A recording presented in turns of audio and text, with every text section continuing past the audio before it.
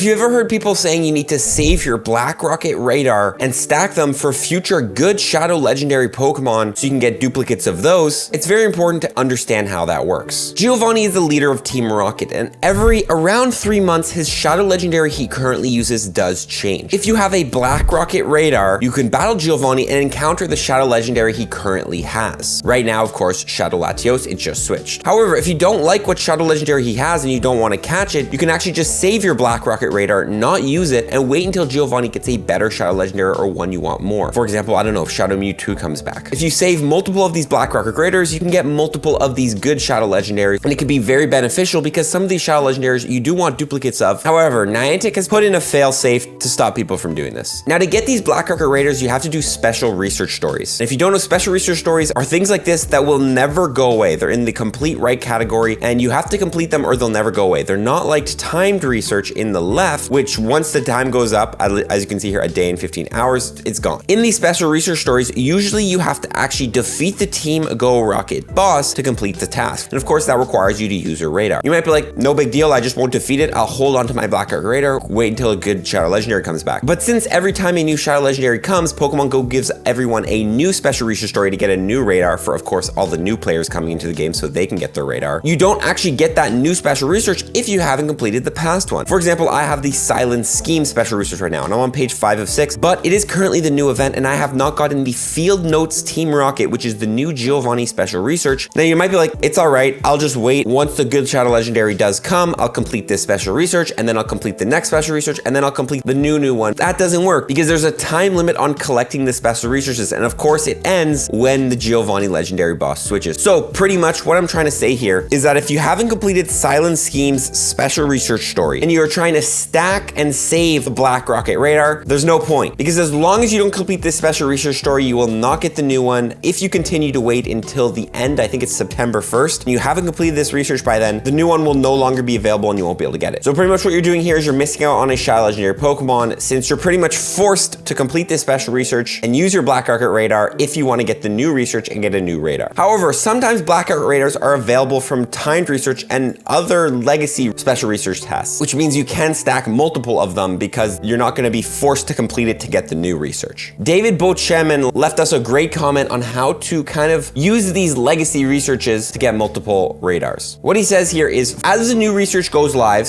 I'll finish step 5 of Silent Schemes and the 3rd task for Masterwork research at the same time, using one of my 2 radars, leaving me with a net one and another one from the Field Note Team Go Rocket. Pretty much what he means is if he has multiple researches that say defeat the Team Go Rocket boss at the exact same time, you only have to defeat the Team Rocket boss once with 1 radar, and both those tasks will be completed, and you end up with a net +1 Rocket Radar since you only had to use 1 to complete 2 tasks. It only works, of course, if you have some of these other researches not part of the main Giovanni storyline. We've had timed researches in the past that gets you Giovanni Rocket Radars. You do have the Masterwork research, is probably the only relevant one right now. You can try that technique. I do want to note as well, if you still don't have the new Team Go Rocket Field Notes special research, it may be because you have one of the past Giovanni researches. Remember, you can only have one of these Giovanni special research stories that require you to work your way up, and then you get the Black Rocket Radar, and then you battle Giovanni at once. This is not a complete list on screen, but you know, we have things like Luminous Legends X, The Higher They Fly, Inter-Egg Testing Development. I know some of the newer ones was like 7 Colored Shadows. If you're not getting the new research, check your special research tab and see if you have